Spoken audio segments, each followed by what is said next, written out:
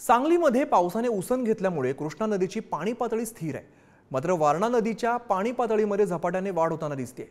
वारणाकाठच्या अनेक गावांना पुराचा विळखा पडलाय। त्यामुळे सांगली शहरामध्ये कृष्णेचं पाणी शिरल्याने तसंच वारणा नदीकाठच्या गावातील नागरिकांचं स्थलांतर करण्यासाठी भारतीय लष्कराची एक तुकडी सध्या सांगलीमध्ये दाखल झालेली आहे। पाहूया याविषयीचा सविस्तर रिपोर्ट।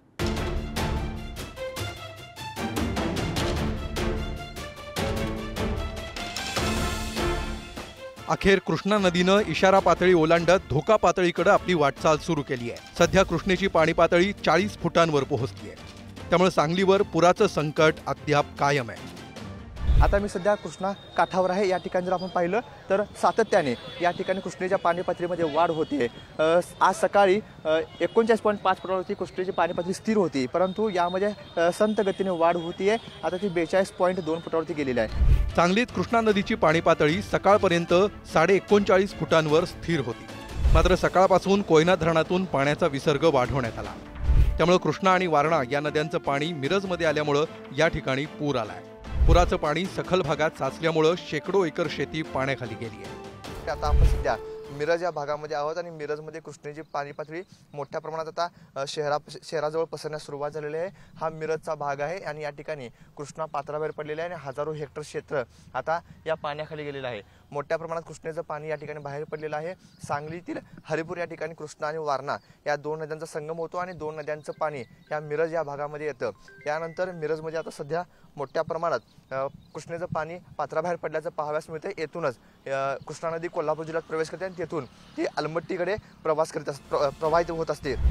कृष्णा आणि वारणा या दोन्ही नद्यांच्या पाणी पातळीत सातत्यानं वाढ होतीये। त्यामुळे प्रशासन देखील सतर्क झालंय। खबरदारीचा उपाय म्हणून जिल्हा प्रशासनानं भारतीय सैन्य आणि एनडीआरएफच्या तुकड्यांना सांगलीमध्ये पाचारण केलंय। एनडीआरएफ कडून पूरबाधित भागांची पाहणी करण्यात आली। कोयना आणि चांदोली धरणातून पाण्याचा विसर्ग सुरू करण्यात आल्यामुळे कृष्णा आणि वारणा या दोन्ही नद्यांच्या पाणी पातळीत वाढ झालेली आहे। सध्या आपण मिरज तालुक्यातील हरिपूर या ठिकाणी आहोत। या ठिकाणी कृष्णा आणि वारणा या दोन नद्यांचा संगम झालेला आहे। या ठिकाणी जर आपण पाहिलं तर मोठ्या प्रमाणात पूर या ठिकाणी दोन्ही नद्यांना आल्याचं आपल्यास पाहाव्यास मिळतं। चांदोली पाणलोट क्षेत्रामध्ये मुसळधार पाऊस पडतोय, त्यामुळे वारणा नदीमधून 16,000 क्युसेक पाण्याचा विसर्ग सुरू आहे। तो थेट आता वारणा नदीमधून हरिपूरकडे येतोय आणि येथून तो कोल्हापूर जिल्ह्यातून अलमट्टीकडे जातोय। सांगलीत गंभीर स्थिती निर्माण होणार नाही याची दक्षता जिल्हा प्रशासनाकडून घेतली जाते। कोयना आणि अलमट्टी धरणातून सुरू ठेवण्यात आलेल्या विसर्गामध्ये देखील समन्वय ठेवण्यात आलाय। आपल्याला सर्वांना माहिती आहे कुठला फुटापर्यंत कुठे कुठे पाणी येतं, हे सगळे सर्वांना माहिती आहे। त्याप्रमाणे आमच्याकडनं महानगरपालिका यंत्रणा आणि जिल्हा यंत्रणाकडनं लोकांना स्थलांतरित करण्याचे काम सुरू आहे। परंतु मी एक गोष्टी सर्वांना सांगू इच्छितो की सर्व प्रकारच्या सांगलीमध्ये सध्या पूरची परिस्थिती टोटली कंट्रोलमध्ये आहे, कुठलाही अडचणी नाही आहे। परंतु आम्ही सगळं यंत्रणा सतर्क आहे आणि आम्ही डबल अलर्ट आहे। कृष्णा नदीमध्ये स्टंटबाजी करू नये यासाठी जिल्हाधिकाऱ्यांनी आयर्विन पुलावर जमावबंदी आदेश देखील लागू केलाय। त्यामुळे या ठिकाणी पोलीस बंदोबस्त देखील तैनात करण्यात आलाय। असं असलं तरी पूल पाहण्यासाठी नागरिकांची गर्दी होत असल्याचं दिसतंय। कृष्णा नदीच्या पाणी पातळीमध्ये सातत्याने वाढ होत आहे। 40 फुटाची पाणी पातळी आता सांगलीमध्ये ओलांडलेली आहे।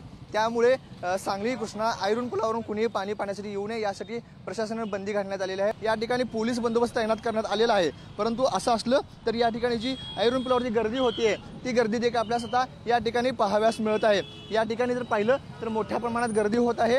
मोठ्या प्रमाणात वाहनांचे जे वाहनधारक आहेत हे या आयर्विन पुलावरून आता प्रवास करीत आहेत। या ठिकाणी बंदी आदेश असून देखील तो आदेशाचा भंग करत या ठिकाणी जी गर्दी होतीये ते आपण पाहायला मिळते। संभाव्य पूरस्थितीच्या पार्श्वभूमीवर खासदार विशाल पाटील आणि आमदार विश्वजित कदमांनी आढावा घेतला। सांगली शहरातील ज्या भागात पाणी शिरलं तिथं जाऊन पाहणी करत स्थानिकांना आश्वस्त केलं। गेले 2 दिवस थोडीशी भीतीची परिस्थिती होती, वातावरण होतं।